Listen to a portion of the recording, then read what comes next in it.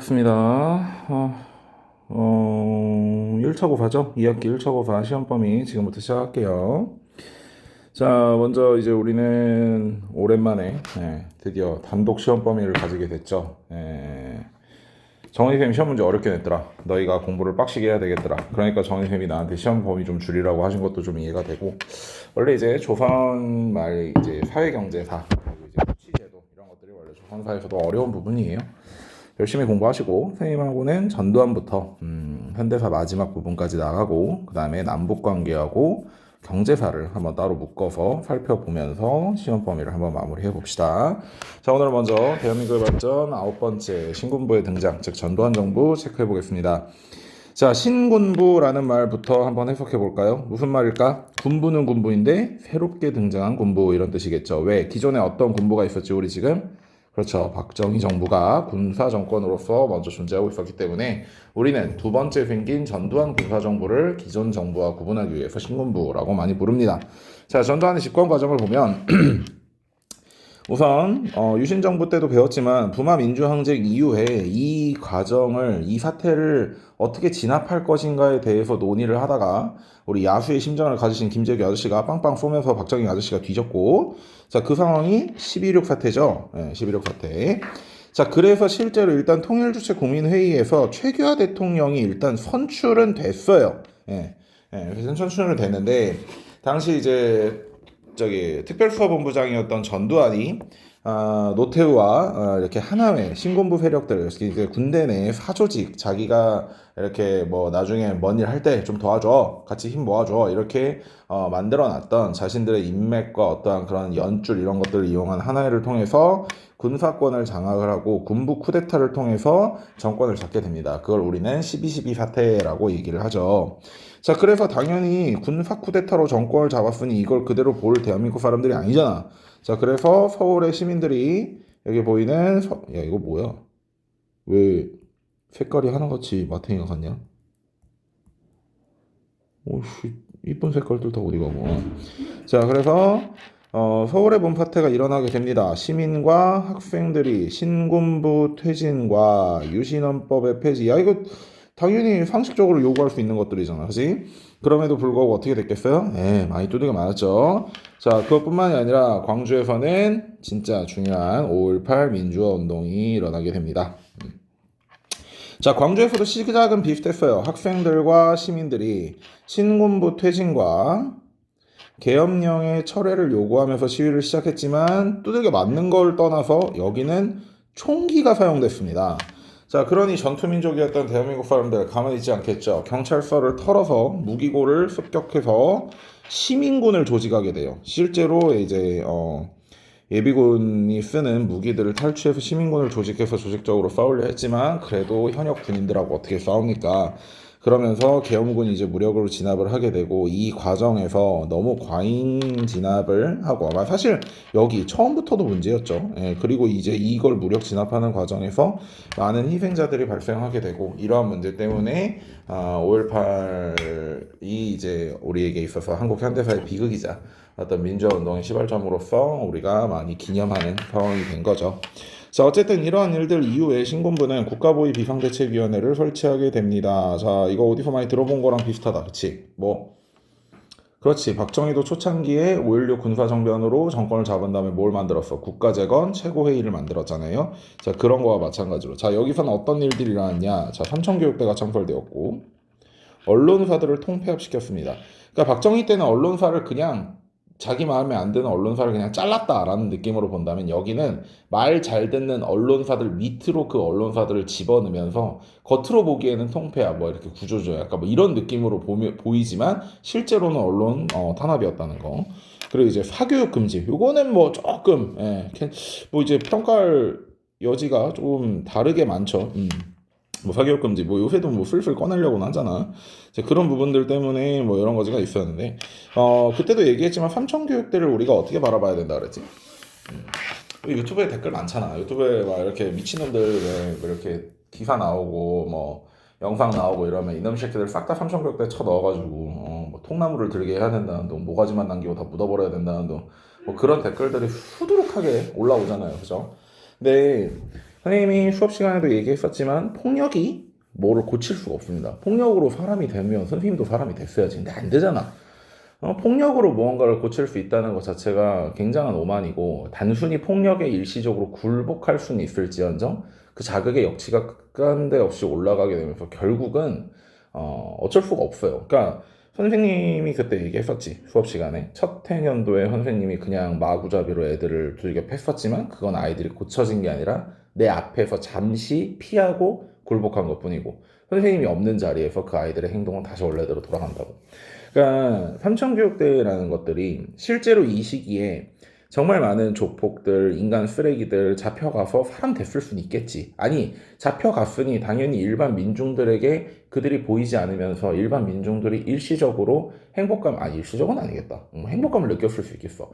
하지만 과연 그런 사람들만 잡혀갔는가? 아니죠. 오히려 전두환에 대해서 이렇게 뭐 진실을 요구하고 이런 기자들이라든지 아니면 정치적 반대파라든지 이런 사람들까지 많이 잡혀가서 희생을 당했고, 그러한 속에서 결국은 이제 폭력으로서 무언가를 해결하려고 하는 것 자체가 문제의 해결 방안이 될 수 없을 뿐더러, 이제는 진짜 이제 21세기 2023년에 와서 무언가 잘못한 사람들을 올바른 사법적 정의가 아니라 뭐 이렇게 그런 폭력, 구타 이런 것들로서 무언가 제재하고 무언가를 하겠다, 이런 것들은 굉장히 시대착오적이자 어떤 민주주의 역행하는 그런 말상이에요. 여러분들이 뭐 마음속으로야 선생님도 그런 생각 많이 합니다. 마음에 안 드는 놈들 싹 다 그냥 두들겨 패서 씨발 눈도 못 쳐다보게 만들어야 되는데 막 그렇게 생각하지만, 그렇게 하면 우리나라 석기 시대로 돌아가는 것밖에 더 있겠어요, 얘들아. 그러니까 이런 삼성교육대 창설 이런 문제들, 특히 이제 최근에 들어와서 어떤 이제 물렁한 법 또는 이제 법의 망을 피하는 법꾸라지들의 그런 세태들을 통해서 이러한 어떤 사이다식 전개를 원하는 경우들이 많고, 그런 댓글들이 이제 유튜브에 올라오게 되지만, 여러분들은 그런 댓글들을 보면서 동조하는 게 아니라 문제 해결의 방식이 정말 많이 잘못됐구나라는 것들을 인지할 수 있었으면 좋겠다는 거예요.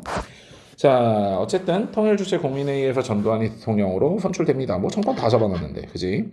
자, 그리고 이 통일주체 국민회의에서 하는 건 유신헌법이었잖아, 그치? 그 유신헌법을 개헌해서 전두환 개헌이라는 게 일어나고요. 대통령 선거인단이 뽑는 걸로 바뀝니다. 어쨌든 간선제는 그대로 유지가 된 거예요. 자, 그래서 대통령 선출됐고, 자, 전두환 정부 때의 여러 가지 조치들을 한번 볼게요.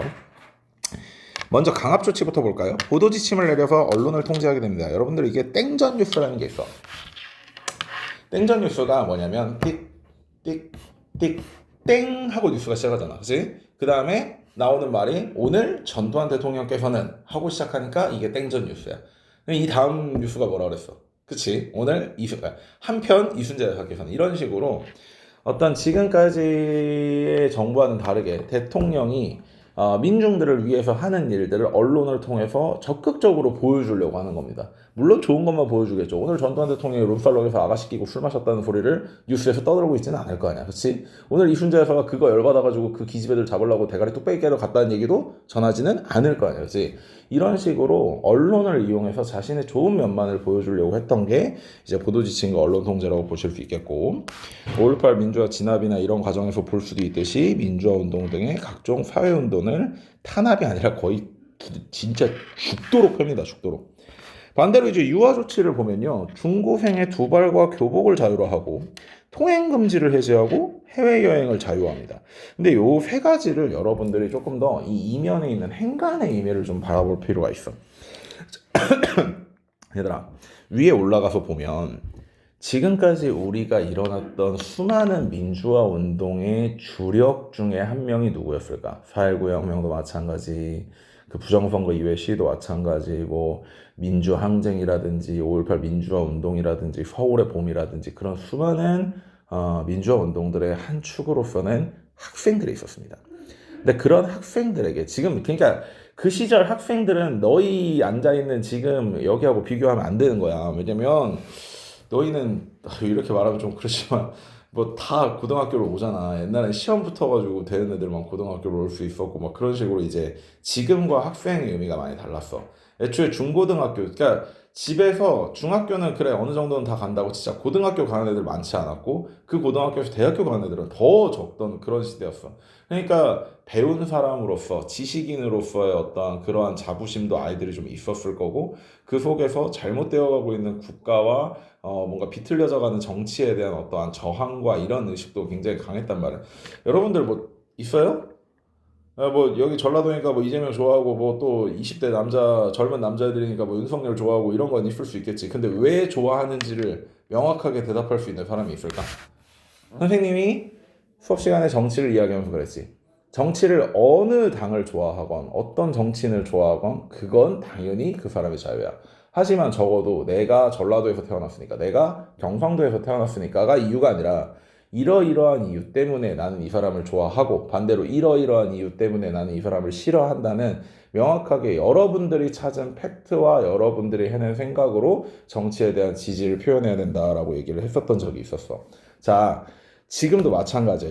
지금 여기도 마찬가지야. 그런 식으로 어떤 자신들의 생각과 사념과 사유를 통해서 아이들을 그 이제 시민운동을 이끌어 나가는 하나의 축으로서 활동했던 학생들에게 두발과 교복을 자율화시켜줬습니다.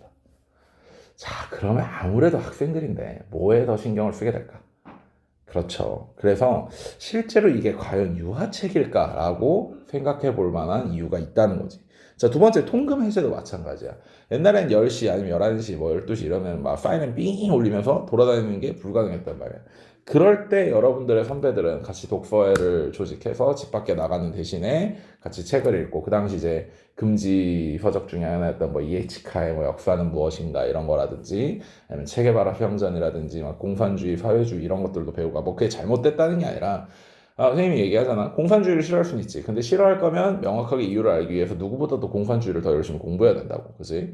선생님이 빨갱이들 겁나 싫어해. 근데 빨갱이들 싫어하기 위해서는 당연히 공산주의와 사회주의를 공부해야 되고 지금 현재 북한 정권이 얼마나 마르크스나 레닌이 주장했던 공산주의, 사회주의와 멀어져 있는지 이런 것들을 정확하게 지적하면서 우리가 이야기를 할 수 있어야 된다라고 얘기를 했던 것처럼 그러한 것들이 일어나고 있었던 게 소위 말하는 저녁, 밤 시간인데 그 밤에 통금이 끝났습니다. 어떻게 돼?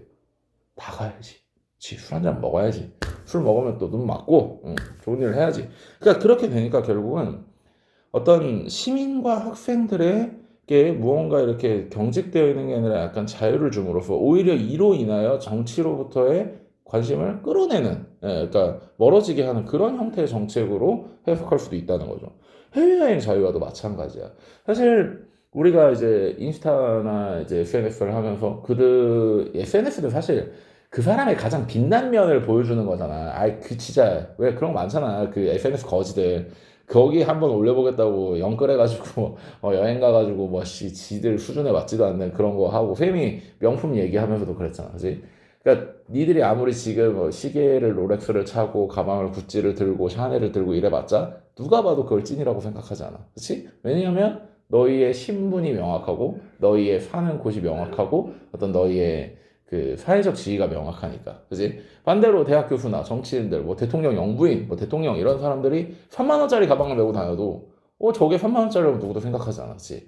그러니까 결국 만들어야 되는 건 SNS에서 너희에서의 그 가공되어 있는 또는 남들에게 보여지기 위한 모습이 아니라 실제적으로 여러분들이 여러분들의 가치를 올리기 위해 노력해야 된다는 건데 해외여행 자유도 마찬가지야. 당시 이제 컬러 TV가 이제 심판이 되면서 해외여행을 갈 수 있다. 이제 제주도가 아니라 더 나아가서 동남아 이런 데로 가가지고 더 뭐 이런 여행을 할 수 있다. 이런 것들이 열리게 되면서 사람들이 어떻게든 그거 한번 가보겠다는 모아가지고 가보겠다. 우리도 한번 가야지. 이런 느낌으로다가 굉장히 뭔가 문화적으로 사회적으로 어떤 규제나 제재 이런 것들이 풀리고 드디어 사람답게 살아보나 라는 생각을 하게 될 수 있으니까 당연히 유화 정책이라고 볼 수도 있겠지만 결국은 이 모든 것들은 정치로부터의 괴리죠. 정치적인 영역으로부터의 괴리를 유도하고 있는 게 아닐까라는 생각이 듭니다. 마지막 3S 정책도 마찬가지죠. 컬러 TV는 애초에 기술력이 있었음에도 송출을 안 하고 있다. 컬러 TV를 송출하게 되면서 사람들이 TV 앞에 있게 만들고 섹스, 성적 표현을 자유화하게 되면서 물론 이제 지금까지의 어떤 영화들이나 이런 것들을 보면 성적 표현이 굉장히 은은하게 표현이 돼 있었어요. 예를 들어서 서로 눈 맞고 키스했는데 그러면 이제 침대도 같이 가야 되는데 그거는 이제 가는 것만 보여주고 암전 처리 약간 이런 느낌으로 영화를 만들었다면 그걸 이제 노골적으로 보여주기 시작했고 심지어 아예 그러한 말초적 자극만을 하기 이렇게 강조하기 위한 B급의 영화들 뭐 에마 부인이니 뭐 이런 것들을 만들어 가지고 사람들에게 어떤 시선을 돌려놓는 그런 역할도 했고요. 스포츠는 답이 없지. 진짜 스포츠는 답이 없지. 쌤이 부산 갔을 때 얘기해줬죠. 그리고 이제 그 옛날에 무등구장이 지금은 챔프필드잖아. 이제 기아 응원하러 선생님이 이제 FK 팬 아니 SSG 팬이니까 그땐 FK였지. FK 응원하러 기아 가면 우리 애들이 홈런을 쳐도 즐거워하지 못하고. 그러니까 결국 이 지역 연고제 프로스포츠를 만들었다는 건 그 지역 사람들로 하여금 미쳐버릴 것들을 주게 된 거고 그러다 보니까 자연스럽게 우리 전라도가 감히 경상도 애들한테 저 이 과메기 새끼들 하게 되고 여기는 뭐 전라도 새끼들 홍어 새끼들 이러면서 서로가 뭔가 그러니까 물론 이제 뭐 국대 경기 할 때는 다 같이 위아더 월드가 되겠지만 그게 아니라면 그러니까 같은 경기를 해도 솔직히 그러잖아. 하나한테 지는 것보다 부산제 롯데한테 지는 게 더 기분 나쁘고 저기 위에도 마찬가지잖아. 두산 애들은 다른 애 다 줘도 LG한테 지면 안 되고 LG도 다른 애 다 줘도 두산한테 지면 안 돼. 그러니까 그런 식으로 어떤 뭐 이제 뭐 그게 어떻게 보면 어떤 여가 생활 엔터테인먼트로서의 그런 역할을 할 수도 있겠지만 실제로 국민들의 어떤 지역 감정과 이런 것들을 좀 더 이렇게 하지 않았나. 사실 그래서 DC의 프로야구 갤러리 이런 데 가보면 와 진짜 눈이 번쩍 뜨이는 욕들이 수두룩합니다. 와 진짜 욕을 창의적으로 해 거기 가면. 자 그리고 남북 교류도 한번 볼까요? 오히려 이 시기에 남북한 관계가 희한할 정도로 나쁘진 않았어. 왜냐면 그때 북한에 엄청나게 큰 수해가 일어났다 그랬잖아, 그지? 그래서 전두환이가 님들 혹시 쌀 받으실? 했지. 왜냐면 당연히 안 받을 거 아니까. 근데 김일성이가 오키 주셈 하는 바람에 물자 교류도 일어나고 남북한 이산가족도 상봉하게 됩니다. 물론 백상만. 사실 이산가족 방송은 여러분들이 이제 본 적이 없을 거잖아요, 그죠?